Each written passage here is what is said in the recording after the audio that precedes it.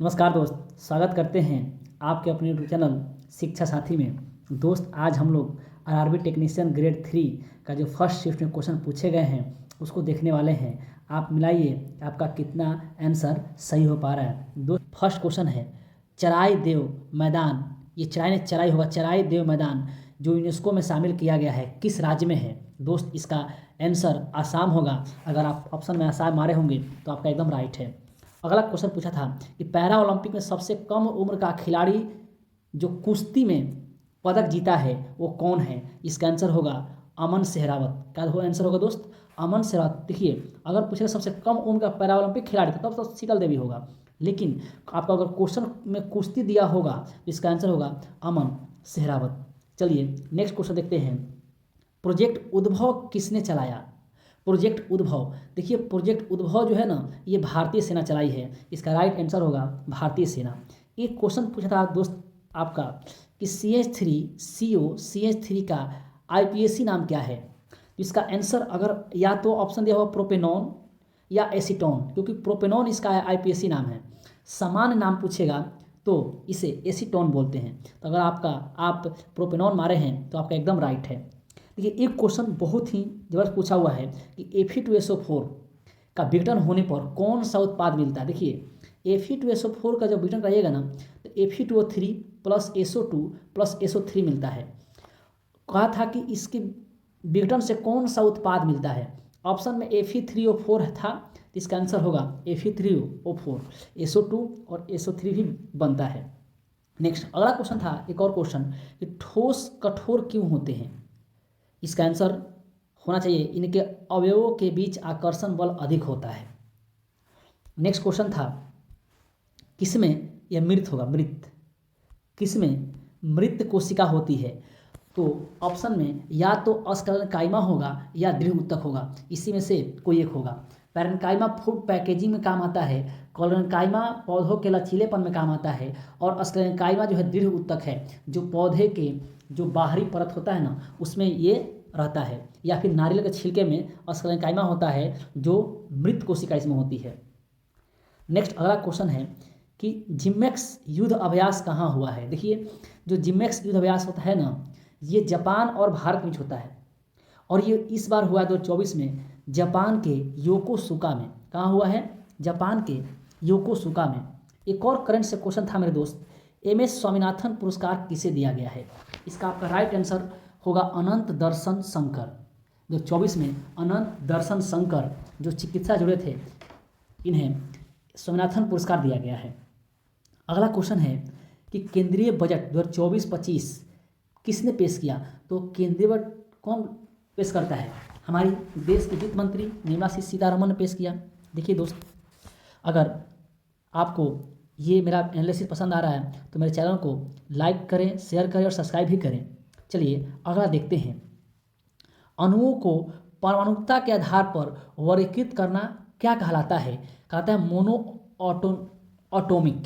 अणुओं को परमाणुकता के आधार पर वर्गीकृत करना कहलाता है मोनो ऑटोमिक। दोस्त, मैं एक एक क्वेश्चन कलेक्शन करके राइट क्वेश्चन लाया हूँ। अगर मेरी मेहनत पसंद आ रही है तो मेरे चैनल को सब्सक्राइब कीजिएगा दोस्त। नेक्स्ट है क्वेश्चन है कि गुरुत्व के खिंचाव के कारण नीचे की तरफ तनु और तना यहाँ पर होगा। गुरुत्व के खिंचाव के कारण नीचे की तरफ तना और जड़ों का वृद्धि। अगर देखिए, अगर गुरुत्व के खिंचाव के कारण किसी पौधे में तना और जड़ का नीचे की ओर वृद्धि हो रहा है तो ये कहलाएगा गुरुत्वानुवर्तन।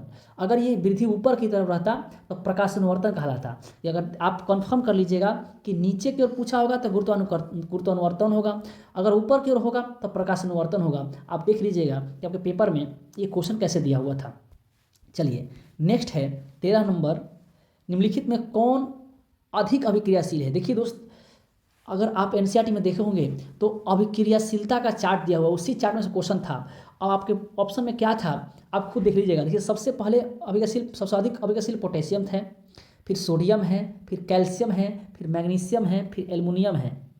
तो शायद आपका ऑप्शन में शायद पोटेशियम था, इसका आंसर पोटेशियम होना चाहिए।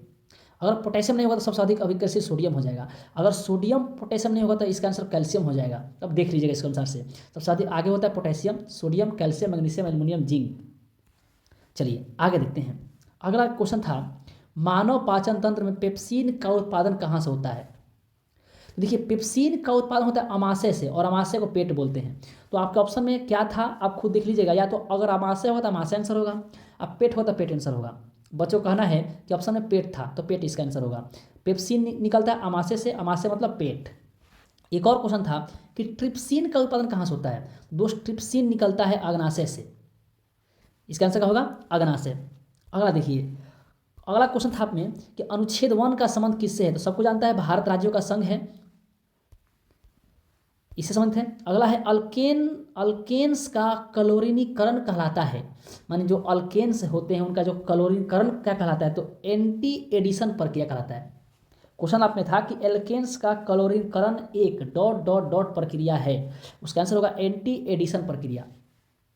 चलिए देखिए ये क्वेश्चन जो है ना आपके एनसीईआरटी साफ साफ सीधे सीधे उठा ले रहा है। चलिए अगला है तरल अवस्था में कौन सी अधातु मिलती है? इसका आंसर होगा ब्रोमीन। दोस्त शायद ये आपके क्वेश्चन एग्जाम में क्वेश्चन शायद था, मैं इसे कंफर्म नहीं करता, लेकिन क्वेश्चन अगर होगा तो इसका आंसर होगा ब्रोमीन। अधातु होगा तो ब्रोमीन होगा, धातु होगा तो पारा होगा। चलिए नेक्स्ट क्वेश्चन है, अगला था कौन सा गुरुत्वाकर्षण के सार्वभौमिक नियम से संबंधित है? तो उसके में एक आप में एक ऑप्शन था कि दो वस्तुओं के बीच लगने वाला आकर्षण बल उनके द्रव्यमान के गुणनफल के समानुपाती होता है, ये ऑप्शन था। अगर आप ये मारे होंगे तो आपका आंसर 100% सही होगा। और आने वाले हमारे जो भाई लोग हैं जिनका एग्जाम है वो लोग ध्यान रखें कि गुरुत्वाकर्षण का सार्वभौमिक नियम कहता है कि दो वस्तुओं के बीच लगने वाला आकर्षण बल उसके द्रव्यमान के गुणनफल के समानुपाती होता है, और उनके दोनों द्रव्यमान के बीच की जो दूरी होता है ना उसके वर्ग के व्युत्क्रमानुपाती होता है।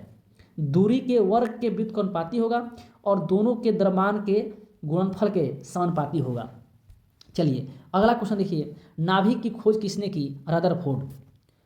अगला आप में क्वेश्चन आया था बहुत ही इंपॉर्टेंट था कि ब्रेड मोल्ड किसे कहते हैं? ब्रेड मोल्ड कहते हैं राइजोपस को। किसे कहते हैं? राइजोपस को। अगर आपने यह आंसर सही मारा है तो आपका 100% ये आंसर सही है दोस्त। अगला है भारत और कजाकिस्तान के बीच कौन सा युद्धाभ्यास हुआ था? दोस्त अगर आप में एग्जाम आया होगा देख लीजिएगा, हम इस क्वेश्चन को 100% पुष्टि नहीं करते हैं, लेकिन जहाँ तक मुझे लगता है अगर आप में आया होगा तो इसका आंसर होगा काजिंद जो 8वां संस्करण हुआ है भारत और कजाकिस्तान के बीच। अगला क्वेश्चन है, एक वस्तु का काइनेटिक एनर्जी 100 जूल है। देखिए एक क्वेश्चन आता है काइनेटिक एनर्जी से, एक वस्तु का काइनेटिक एनर्जी 100 जूल है और उसका द्रव्यमान 2 kg है, ऐसे कुछ क्वेश्चन था और वेग निकालने को बोल रहा था। तो आप देख लीजिएगा इससे क्वेश्चन था काइनेटिक एनर्जी से। एक को क्वेश्चन दिया था 2, 3, 5 से विभाजित होने वाली संख्याएं क्या हो, उसका आंसर था 2450। एक क्वेश्चन आपका Q बराबर IT पर आया हुआ था। तो आई होप जो भी हमारे दोस्त जिनका आने वाला समय में एग्जाम है वो ध्यान रहे, मैथ और रीजनिंग पूरा लो पूछ रहा है, कोई दिक्कत नहीं। रीजनिंग में कैलेंडर से, क्लॉक से, पासा से सब क्वेश्चन नहीं पूछ रहे हैं, फिगर ला कोई क्वेश्चन नहीं पूछ रहा है। हाँ कोडिंग डिकोडिंग से बहुत ज़्यादा क्वेश्चन पूछ रहे हैं, ध्यान रहे आपको। वो सीटिंग अरेंजमेंट से क्वेश्चन आ रहे हैं, फिर सजाने वाला क्वेश्चन इससे बड़ा ये है, उससे छोटा ये है, इससे क्वेश्चन आ रहे हैं। और सबसे बड़ा बात एक से क्वेश्चन आ रहा है कि बहुत सारी संख्याएं दे रहे हैं और कह रहे हैं बाएं से 14वां और दाएं से 5वां जो संख्या उसका योग कितना है। तो ये देख लीजिएगा दोस्तों, इससे क्वेश्चन आ रहे हैं। चलिए अगर आपको वीडियो पसंद आया है तो मेरे वीडियो को लाइक कीजिए, शेयर कीजिए, सब्सक्राइब कीजिए और नेक्स्ट शिफ्ट का एनालिसिस का इंतजार कीजिए, एकदम सही से आपको एनालिसिस मिलेगा। जय हिंद।